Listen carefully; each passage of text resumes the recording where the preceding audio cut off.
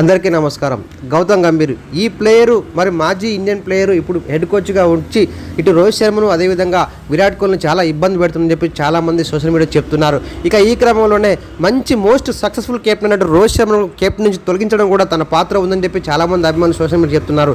అయితే నిన్న జరిగినటువంటి సిఏటి క్రికెట్ ఒక ప్రోగ్రాంలో మన రోహిత్ శర్మ పాల్గొని మరి గంభీర్కి గట్టిగా మరి పరోక్షంగా ఇచ్చిపడేసని చెప్పుకోవచ్చు ఫ్రెండ్స్. ఎందుకంటే మరి ఈ విధంగా మాట్లాడుతూ వాస్తవానికి ఒక టీము ఇండియా తరపున ఆడుతుంటే ఇండియా తరపున గెలిపోవటములతో దూసుకుపోతుంటే గెలవాలంటే అది ఎంతో సాహసన విషయం. వాస్తవానికి 2023 వరల్డ్ కప్లో మేము అద్భుతంగా ఆడాం.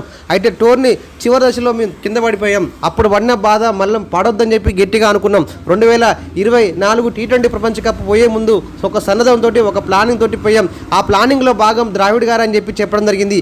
ఈ విజయం మీద ఒక్కరోజు 2 రోజులు వచ్చినటువంటి విజయం కాదు. ఎన్నో సంవత్సరాలు కష్టపడి ప్లానింగ్ ముందుకు పోతేనే ఆ విజయం సొంతమైంది. వాస్తవానికి ఛాంపియన్ ట్రోఫీ గెలవడానికి ముందు మాత్రం తప్పకుండా మాజీ హెడ్ కోచ్ రాహుల్ ద్రావిడ్ గారి పాత్ర ఎంతో ఉందని చెప్పి స్పష్టంగా చెప్పడం జరిగింది. వాస్తవానికి ఈ గెలుపు ముంగట మేము రాహుల్ గాంధీ గారు ఇచ్చినటువంటి సలహాలు సూచనలు అన్ని పాటించి ఆ దాని ప్లాన్ ప్రకారంగా పోయి విజయం సాధించామని చెప్పి ఆ ప్రోగ్రాంలో మన రోహిత్ శర్మ మాట్లాడడం జరిగింది. వాస్తవానికి ఛాంపియన్ ట్రోఫీలో హెడ్ కోచ్గా మన గంభీర్ ఉన్నప్పటికీ కానీ గంభీర్ ప్రస్తావన ఎక్కడ జరగలేదు. దీంతో మన రోహిత్ శర్మ ఈ విధంగా మాట్లాడడంతో ఫ్యాన్స్ కూడా వాస్తవానికి గంభీర్కి అదేవిధంగా రోహిత్ శర్మ మధ్యలో ఘర్షణ జరుగుతుంది, మాట అంతర్గతం జరుగుతుందని చెప్పి చెప్తున్నారు ఫ్యాన్స్. ఏదేమైనా కూడా వాస్తవానికి ద్రావిడ్ లాంటి ఒక హెడ్ కోచ్ ఉన్నాడు కాబట్టి T20 ప్రపంచ కప్ అదేవిధంగా WTC ఫైనల్కి అదేవిధంగా ఛాంపియన్ ట్రోఫీకి అదేవిధంగా WTC ఛాంపియన్షిప్ కూడా మరి అన్ని అర్హత కూడా సంపించిన జట్టుగా మన ఇండియా ఉండడం చెప్పుకోవచ్చు ఫ్రెండ్స్.